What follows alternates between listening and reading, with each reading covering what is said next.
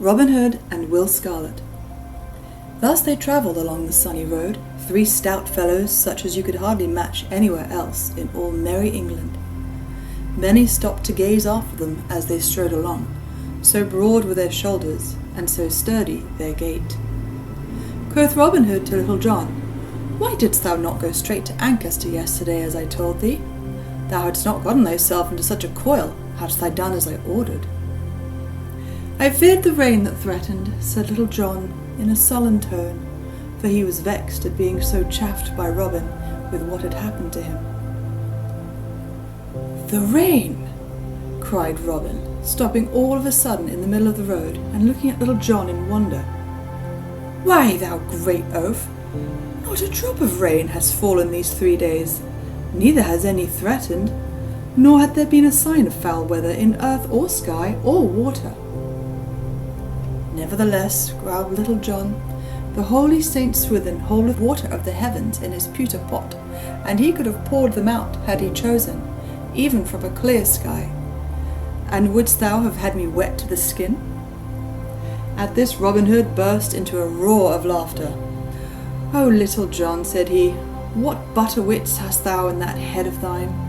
Who could hold anger against such as one as thou art?" So saying, they all stepped out once more, with the right foot foremost, as the saying is.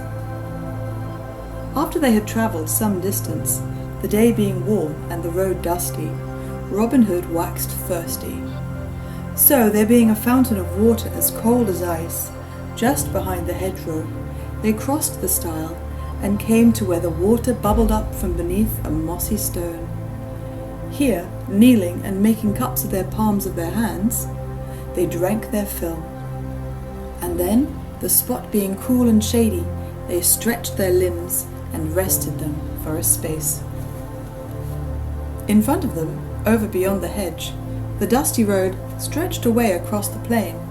Behind them the meadowlands and bright green fields of tender young corn lay broadly in the sun, and overhead spread the shade of the cool, rustling leaves of the beechen tree. Pleasantly to their nostrils came the tender fragrance of the purple violets and wild thyme that grew within the dewy moisture of the edge of the little fountain, and pleasantly came the soft gurgle of the water. All was so pleasant and so full of the gentle joy of the bright Maytime, that for a long time no one of the 3 cared to speak, but each lay on his back, gazing up through the trembling leaves of the trees to the bright sky overhead. At last Robin, whose thoughts were not quite so busy, wool-gathering as those of the others, and who had been gazing around him now and then, broke the silence. "Heyday," quoth he, "you is a gaily feathered bird, I take my vow." The others looked, and saw a young man walking slowly down the highway. Gay was he indeed, as Robin had said, and a fine figure he cut, for his doublet was of scarlet silk, and his stockings also. A handsome sword hung by his side, the embossed leathern scabbard being picked out with fine threads of gold. His cap was of scarlet velvet, and a broad feather hung down behind and back of one ear. His hair was long and yellow, and curled upon his shoulders, and in his hand he bore an early rose, which he smelled at daintily now and then. "By my life," quoth Robin Hood, laughing, "saw ye ever such a pretty mincing fellow?" "Truly his clothes have overmuch prettiness for my taste," quoth Arthur a Bland, "but nevertheless his shoulders are broad, and his loins are narrow, and seest thou, good master, how that his arms hang from his body? They dangle not down like spindles, but hang stiff and bend at the elbow. I take my vow there be no bread and milk limbs in those fine clothes, but stiff joints and tough thews." "Methinks thou art right, friend Arthur," said Little John. "I do verily think that Hugh is no such roseleaf and whipped cream gallant as he would have one take him to be." "Ha!" quoth Robin Hood, "the sight of such a fellow doth put a nasty taste into my mouth.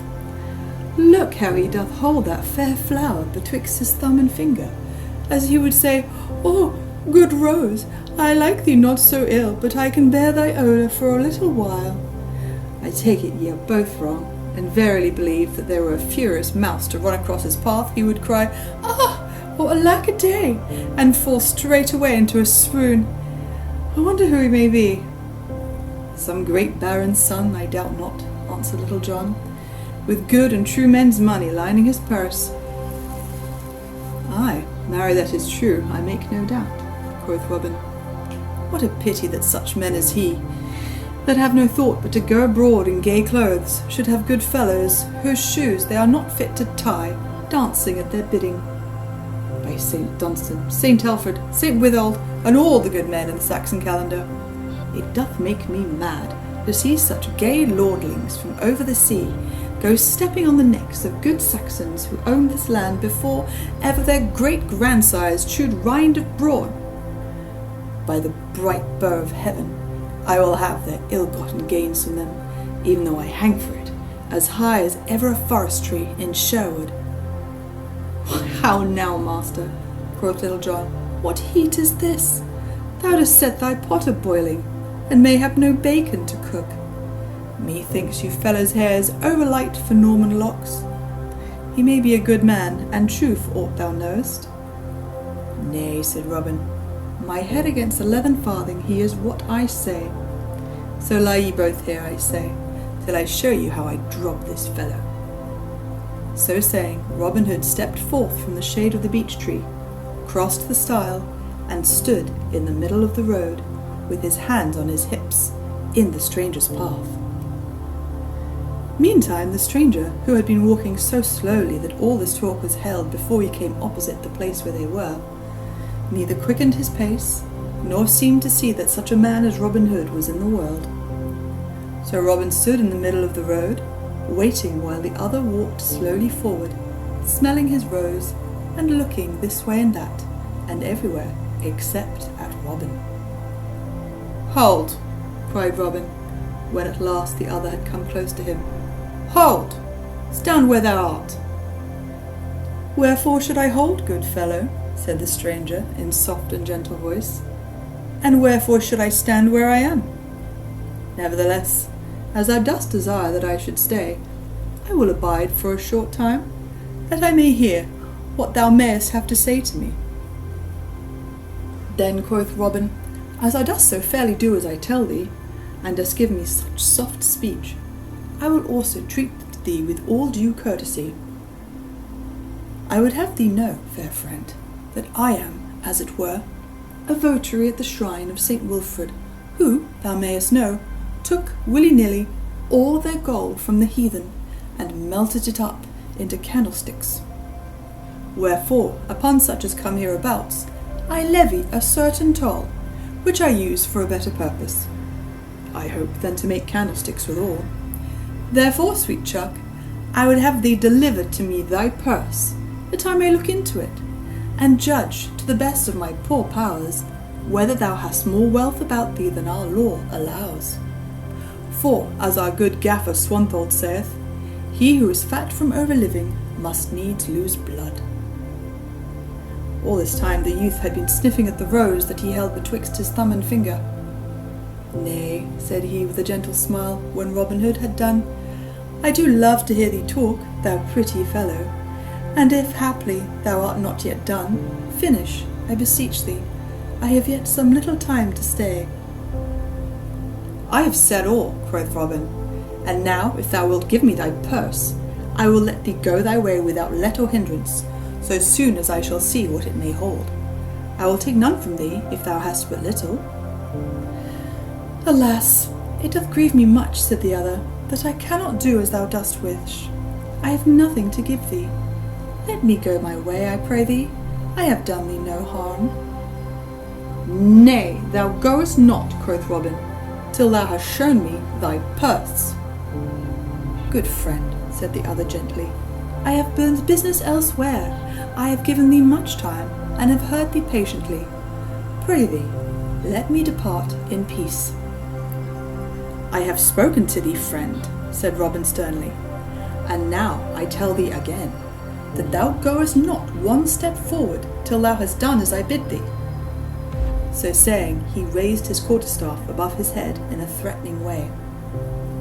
"Alas," said the stranger sadly, "it doth grieve me that this thing must be. I fear much that I must slay thee, thou poor fellow." So saying, he drew his sword. "But by thy weapon," quoth Robin, "I would take no advantage of thee. Thy sword cannot stand against an oaken staff such as mine. I could snap it like a barley straw. Yonder is a good oaken thicket by the roadside. Take thee a cudgel thence, and defend thyself fairly, if thou hast a taste for a sound drubbing." First the stranger measured Robin with his eye, and then he measured the oaken staff. "Thou art right, good fellow," said he presently. "Truly my sword is no match for that cudgel of thine. Bide thee a while till I get me a staff." So saying, he threw aside the rose that he had been holding all this time, thrust his sword back into the scabbard, and, with a more hasty step than he had yet used, stepped to the roadside where grew the little clump of ground oaks Robin had spoken of. Choosing among them, he presently found a sapling to his liking. He did not cut it, but rolling up his sleeves a little way, he laid hold of it, placed his heel against the ground, and with one mighty pull, plucked the young tree up by the roots from out of the very earth. Then he came back, trimming away the roots and tender stems with his sword, as quietly as if he had done naught to speak of. Little John and the tanner had been watching all that passed, but when they saw the stranger drag the sapling up from the earth, and heard the rending and snapping of its roots, the tanner pursed his lips together, drawing his breath between them in a long inward whistle. "By the breath of my body," said Little John, as soon as he could gather his wits from their wonder, "sawest thou that, Arthur? Marry, I think our poor master will stand but an ill chance with yon fellow. By Our Lady, he plucked up yon green tree as if it were a barley straw." Whatever Robin Hood thought, he stood his ground, and now he and the stranger in scarlet stood face to face. Well did Robin Hood hold his own that day as a mid-country yeoman. This way and that they fought, and back and forth, Robin's skill against the stranger's strength. The dust of the highway rose up around them like a cloud, so that at times Little John and the tanner could see nothing, but only hear the rattle of the staves against one another. Thrice Robin Hood struck the stranger, once upon the arm, and twice upon the ribs, and yet had he warded all the other's blows, only one of which had met its mark, would have laid stout Robin lower in the dust than he ever would have gotten before. At last the stranger struck Robin's cudgel so fairly in the middle that he could hardly hold his staff in his hand. Again he struck, and Robin bent beneath the blow. A third time he struck, and now not only fairly beat down Robin's guard, but gave him such a rap also that down he tumbled into the dusty road. "Halt!" cried Robin Hood when he saw the stranger raising his staff once more. "I yield me."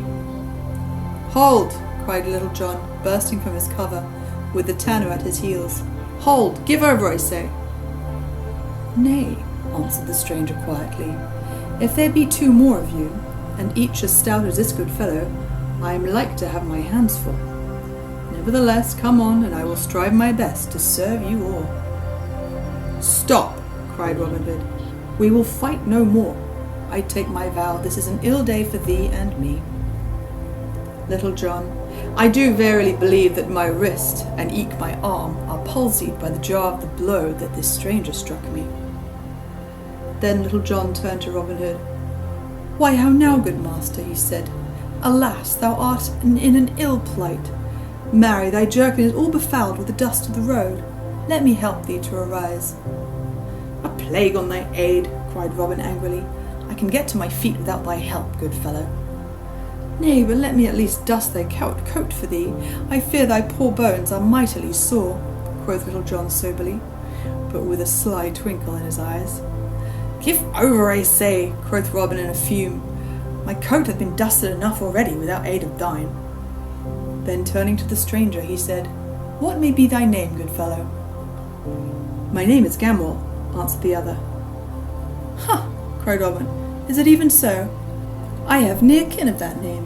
Whence camest thou, fair friend? From Maxfield town I come, answered the stranger. There was I born and bred, and thence I come to seek my mother's young brother, whom men called Robin Hood. So if perchance thou mayest direct me— Ha! Will Gamwell! cried Robin, placing both hands upon the other's shoulders and holding him off at arm's length. Surely it can be none other. I might have known thee by that pretty maiden air of thine, that dainty finicking manner of gait. Dost thou not know me, lad? Look upon me well. Now, by the breath of my body, cried the other, I do believe from my heart that thou art mine own Uncle Robin. Nay, certain it is so. And each flung his arms around the other, kissing him upon the cheek. Then once more Robin held his kinsman off at arm's length, and scanned him keenly from top to toe. Why, how now, quoth he, what change is here? Verily, some 8 or 10 years ago I left thee a stripling lad, with great joints and ill-hung limbs. And lo, here thou art, as tight a fellow as ever I set mine eyes upon. Dost thou not remember, lad, how I showed thee the proper way to nip the goose-feather betwixt thy fingers, and throw out thy bow-arm steadily? Thou gavest great promise of being a keen archer. And dost thou not mind how I taught thee to fend and parry with the cudgel? Yea, said young Gamwell, and I did so look up to thee, and thought thee so above all other men, that I make my vow, had I known who thou wert, I would never have dared lift hand against thee this day. I trust I did thee no great harm. No, no, quoth Robin hastily, and looking sideways at Little John. Thou didst not harm me, but say no more of that, I pray thee. Yet I will say, lad, that I hope I may never feel again such a blow as thou didst give me. Bah, lady, my arm doth tingle yet from fingernail to elbow. Truly, I thought I was palsied for life. I tell thee, 'cause that thou art the strongest man that I ever laid my eyes upon. I take my vow, I felt my stomach quake when I beheld thee pluck up yon green tree as thou didst. But tell me, how camest thou to leave Sir Edward and thy mother? Alas, answered young Gamwell, 'tis an ill story, uncle, that I have to tell thee. My father's steward, who came to us after old Gill's crook-leg died, was ever a saucy varlet, and I know not why my father kept him, saying that he did oversee with great judgment. It used to gall me to hear him speak up so boldly to my father, who, thou knowest, was ever a patient man to those about him, and slow to anger and harsh words. Well, one day, and an ill day it was for that saucy fellow, he sought to berate my father, I standing by. I could stand it no longer, good uncle, so stepping forth, I gave him a box of the ear, and wouldst thou believe it? The fellow straightway died of it. I think they said I broke his neck, or something of the like. So off they packed me to seek thee and escape the law. I was on my way when thou sawest me, and here I am. Well, by the faith of my heart, quoth Robin Hood, for anyone escaping the law, thou wast taking it the most easily that I ever beheld in all my life. Whenever did anyone in all the world see one who had slain a man, and was escaping because of it, tripping along the highway like a dainty court damsel, sniffing at a rose the while? Nay, uncle, answered Will Gamwell, overhaste never churned good butter, as the old saying hath it. Moreover, I do verily believe that this overstrength of my body hath taken the nimbleness out of my heels. Why, thou didst now just rap me trice, and thee never a once, save by overbearing thee by my strength. Nay, quoth Robin, let us say no more on that score. I am right glad to see thee, Will, and thou wilt add great honour and credit to my band of merry fellows. But thou must change thy name, for warrants will be out presently against thee. So, because of thy gay clothes, thou shalt henceforth and for aye be called Will Scarlet.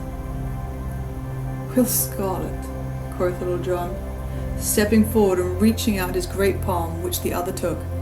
Will Scarlet, the name fitteth thee well. Right glad am I to welcome thee among us. I am called Little John, and this is a new member who has just joined us, a stout tanner named Arthur a Bland. Thou art like to achieve fame, Will, let me tell you that.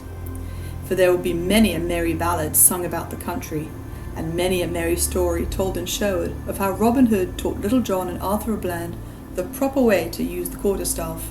Likewise, as it were, how our good master bit off so large a piece of cake that he choked on it. Nay, good Little John, quoth Robin gently, for he liked ill to have such a jest told of him. Why should we speak of this little matter? Prithee, let us keep this day's doings amongst ourselves. With all my heart, quoth Little John.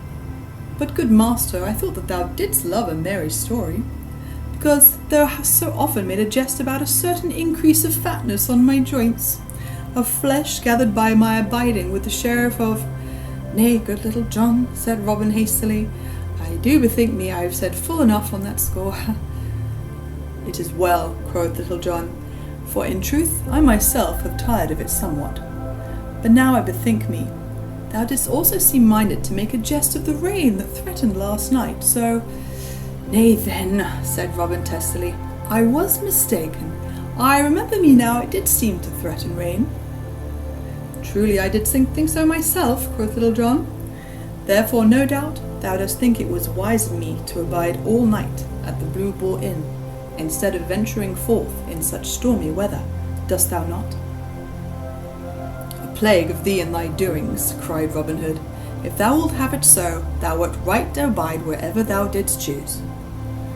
Once more it is well, quoth Little John. As for myself, I have been blind this day.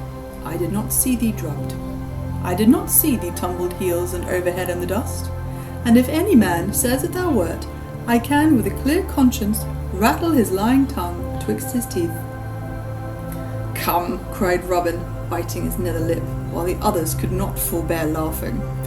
We will go no farther today, but we'll return to Sherwood, and thou shalt go to Ancaster another time, Little John. So said Robin, for now that his bones were sore, he felt as though a long journey would be an ill thing for him.